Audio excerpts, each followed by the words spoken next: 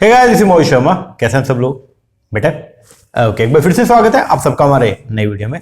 Guys, जैसे कि आप सब जानते हैं कि हम लोगों के जो दिसंबर के अंदर एनटीनेट का एग्जाम हुआ था उसकी आंसर की जो है वो आ चुकी है और आज है लास्ट डे आंसर को चैलेंज करने का, क्वेश्चन को चैलेंज करने का। तो कॉमर्स का पेपर पूरा का पूरा मैंने रिव्यू किया, जो 100 क्वेश्चन आए थे उन सबको मैंने रिव्यू किया और रिव्यू करने पर मुझे समझ में आया कि दो ओनली क्वेश्चन है जो एनटीए ने जिनका आंसर जो है वो गलत दिया हुआ है। तो वो दो क्वेश्चन ही है जो रिवाइज होंगे। ये आपके कॉमर्स का पेपर है, ओके, और ये इसके सारे के सारे जो 100 क्वेश्चन है वो सारे के सारे मैंने रिव्यू किए। 51 से 1 से लेके 50 क्वेश्चन तो पेपर बन गए और ये 51 से लेके ये जो क्वेश्चन है ये मैंने सारे के सारे क्वेश्चन जो है वो रिव्यू कर लिए और इनमें सिर्फ दो क्वेश्चन निकल के आए हैं। एक है क्वेश्चन नंबर 57 जो मेरे पास सेट है उसका क्वेश्चन नंबर 57 और एक है क्वेश्चन नंबर 111। सिर्फ ये दो क्वेश्चन है जो आपको मैं क्वेश्चन आईडी बता दूंगा। अगर आपको चैलेंज करने तो आप ये सिर्फ दो क्वेश्चन को ही जो है वो चैलेंज कीजिएगा। इसके अलावा मुझे लगता नहीं है कि कोई और क्वेश्चन जो है वो रिवाइज होगा। तो क्वेश्चन नंबर 57 जो है वो ये है, इसका क्वेश्चन आईडी है 2274279109। ये क्वेश्चन आईडी है, देख लेना 2274279109।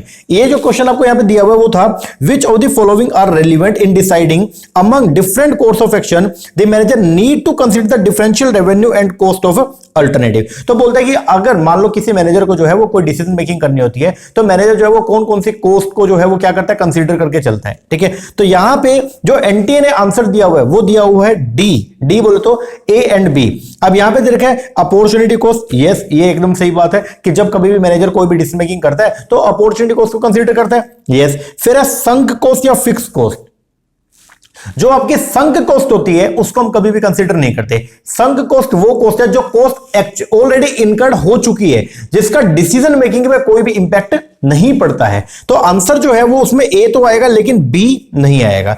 करेक्ट आंसर जो इसका होना चाहिए वो ऑप्शन के अंदर नहीं है। करेक्ट आंसर इसका जो बनता है वो बनता है ए सी डी। ए भी आएगा, सी बोले तो मार्जिनल रेवेन्यू मार्जिनल कॉस्ट इसको भी कंसीडर करते हैं, फिर इंक्रीमेंटल एंड मार्जिनल कॉस्ट इसको हम कंसीडर करते हैं और जो इकोनॉमिक एंड डिसइकोनॉमिक स्केल है इसको जनरली हम कंसीडर नहीं करते। तो करेक्ट आंसर जो है अपने हिसाब से ए सी डी होना चाहिए, लेकिन एनटीए ने जो दिया हुआ वो दिया हुआ ए एंड बी। बी तो किसी हाल में नहीं आएगा। तो ये क्वेश्चन है जिसको आप जो है वो चैलेंज कर सकते हो। ओके, तो क्वेश्चन नंबर 57 मैं दोबारा बोल रहा हूं, इसका क्वेश्चन आईडी ये है। आपके उसमें हो सकता है क्या पता फर्स्ट क्वेश्चन हो, क्या पता ये 9th क्वेश्चन हो, क्या पता आपका 90th क्वेश्चन हो, कुछ भी हो सकता है। लेकिन आप ये क्वेश्चन आईडी देख लीजिएगा 2274279109। तो इस क्वेश्चन आईडी को जो है वो आप चैलेंज कर सकते हैं। ये क्वेश्चन 100% जो है वो रिवाइज होगा ही होगा। और एक क्वेश्चन और है मेरे पास जो है वो क्वेश्चन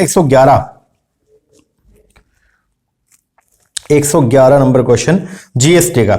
ये क्वेश्चन था, बोलता है विच आर द स्टेट, इनमें से कौन सी ऐसी स्टेट है where every supplier of the goods and services required to obtain registration, जहां पे हर पर्सन को जो है वो रजिस्ट्रेशन लेने की जरूरत है, is required to obtain registration if is aggregate turnover, अगर आपकी एग्रीगेट टर्नओवर जो है वो थ्रेशोल्ड लिमिट से जो है वो क्या करती है, एक्सीड करती है। तो अगर आपकी एग्रीगेट टर्नओवर जो है वो मिनिमम थ्रेशोल्ड लिमिट जो है 20 लाख, अगर उससे क्या करती है एक्सीड करती है तो आपको जो है वो जीएसटी नंबर जो है जीएसटी में रजिस्ट्रेशन करवाने की रिक्वायरमेंट है। तो ये कौन कौन सी स्टेट है? तो यहां पे इसका आंसर जो दिया हुआ है एज पर एनटीए, आंसर इसका थर्ड है ईबीए। ठीक है, लेकिन इसका आंसर आएगा ऑल स्टेट। अभी 2019 के अंदर 10 जनवरी 2019 को जो 32वीं जीएसटी काउंसिल की जो मीटिंग हुई थी उसके अंदर जो स्पेशल कैटेगरी स्टेट थी जिन्होंने ऑप्ट किया था नई लिमिट को, नई लिमिट क्या 20 लाख से ऊपर वाली लिमिट, तो वो ये सारी की सारी स्टेट है। तो आंसर इसका जो बनेगा एज पर एनटीए, तो आंसर इसका दिया हुआ है थर्ड, लेकिन हमारे हिसाब से इसका जो करेक्ट आंसर बनता है वो बनता है जी आपका ऑल ऑफ अबव। ये सारी की सारी स्टेट जो है वो ये